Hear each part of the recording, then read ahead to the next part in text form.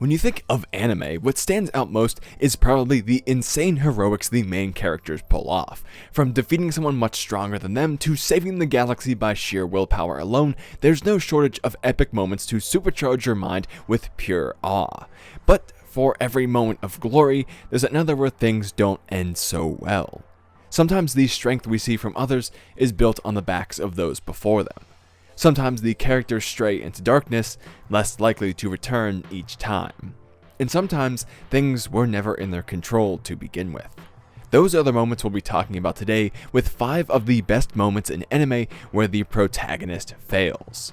Now, there will be spoilers, but I'll list the name of the anime and the length of the segment on screen before each part, so you can skip ahead if you want to stay unspoiled for a specific series. Anyway, let's get into this one. Number 5, Death Note. Ryuk kills Light.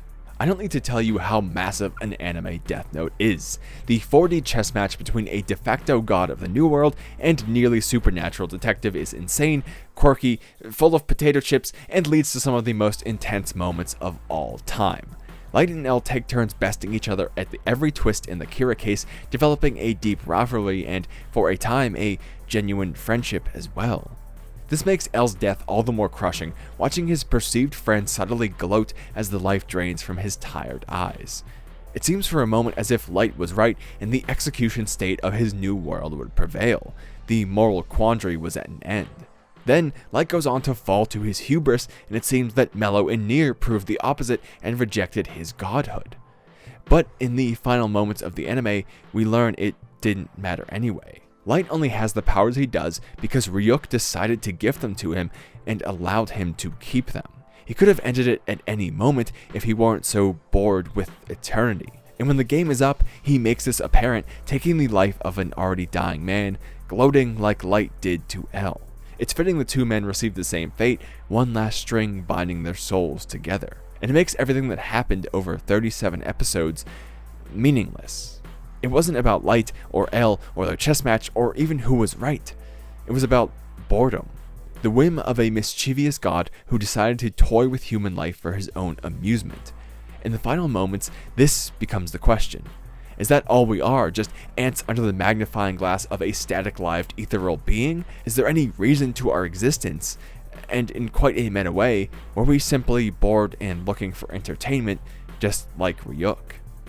Not many moments can change a series so drastically with a simple pen stroke and leave such a somber and lasting impression.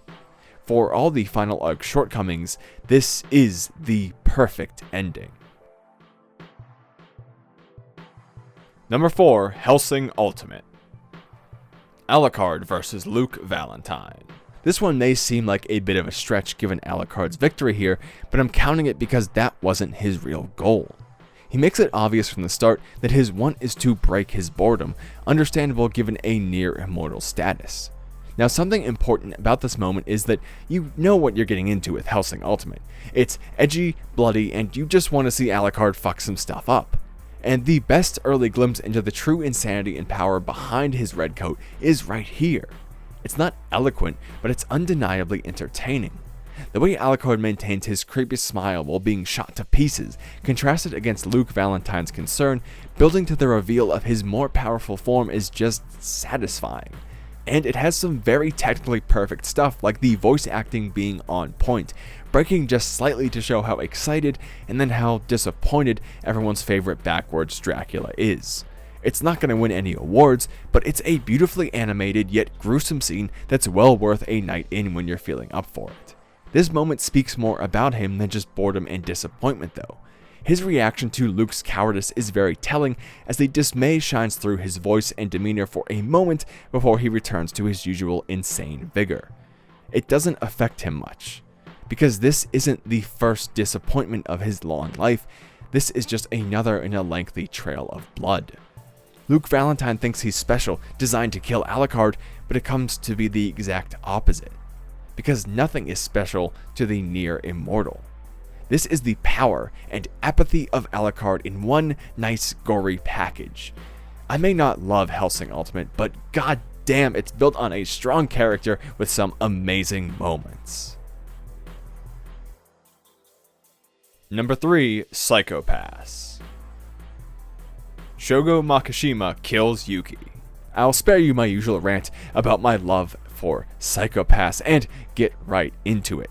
Akane is an audience surrogate for the opening of Psychopaths. She's a rookie to the MWPSB, starting her first night on the job in the first episode, being introduced to the reality of this world just as we are.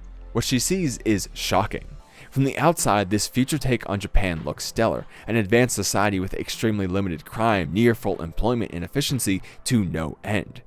But the series explores the cost of that, putting it in ours and her face from day one with the gruesome tool of the Dominator, the kindness of the criminals around her, and the failure of perceived perfect systems. She reacts both naturally, matching how we feel, and intuitively for a member of her society, finding it difficult to break the chains of her upbringing under the Sybil system. Over the series, you can see where her mindset shifts, slowly adapting her mindset not to hate the world like those around her, but love it in a new and different way.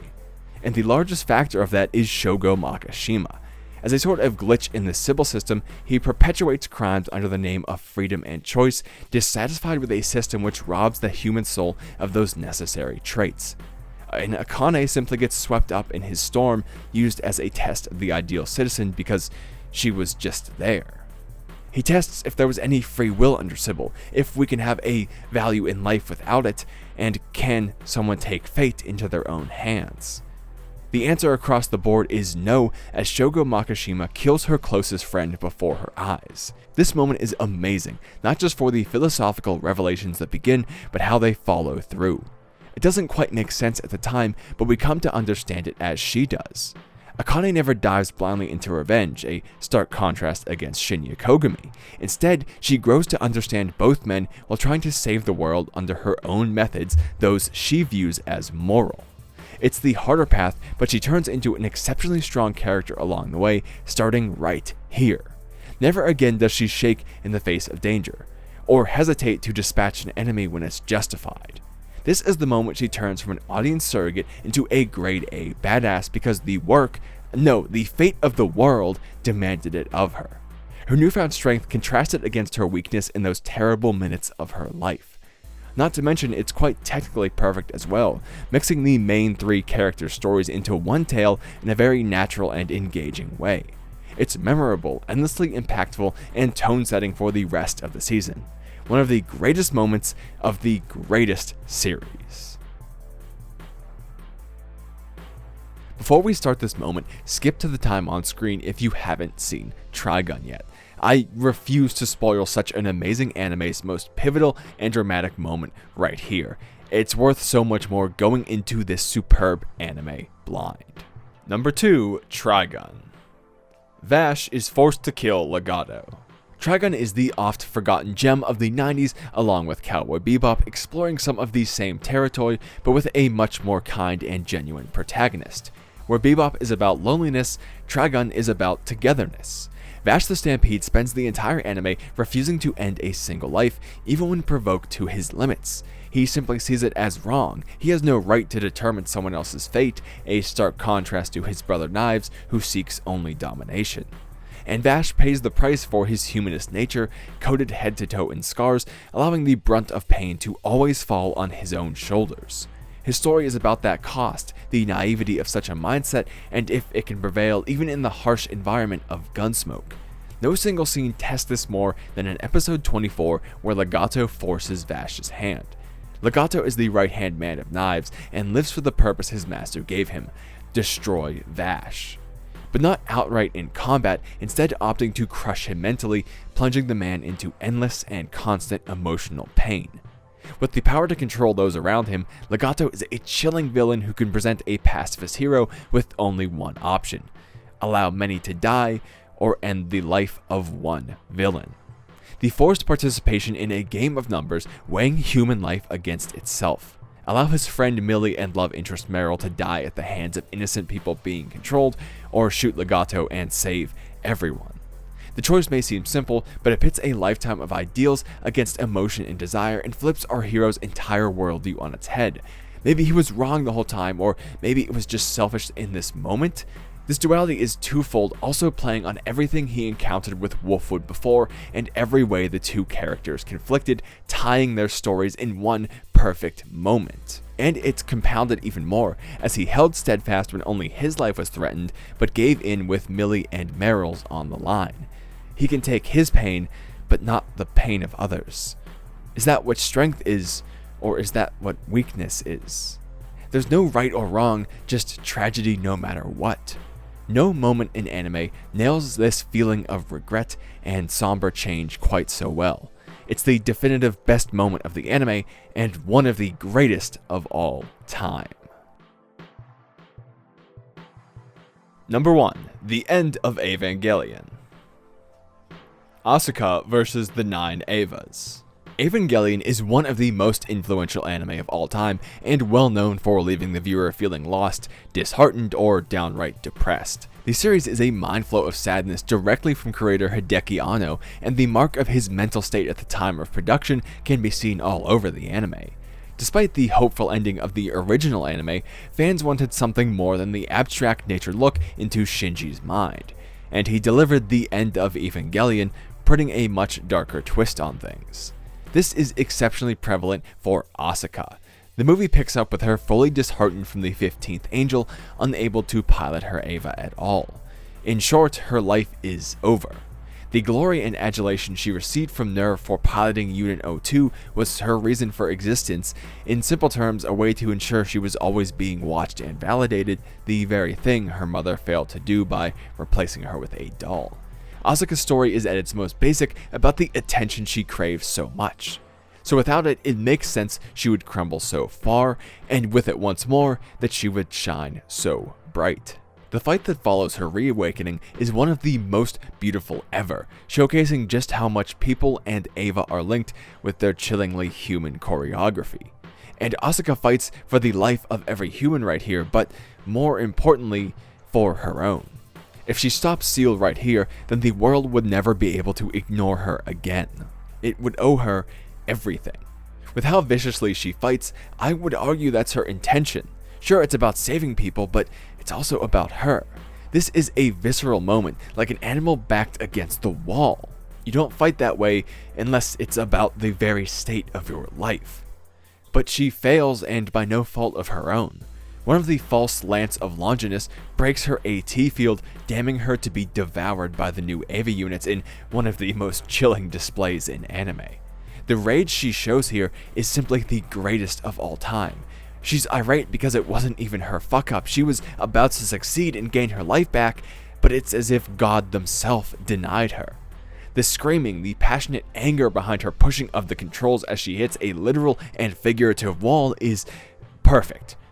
I'd argue there's anger at God in what follows too, as she says, "I'll kill you" repeatedly, reaching at the sky and not designating the target of her anger. After all, the units didn't directly stop her. If not for the lance, she could have saved humanity and herself. This moment is chilling, gruesome in the most fitting way for Evangelion, and just straight up the most expressive scene of all time.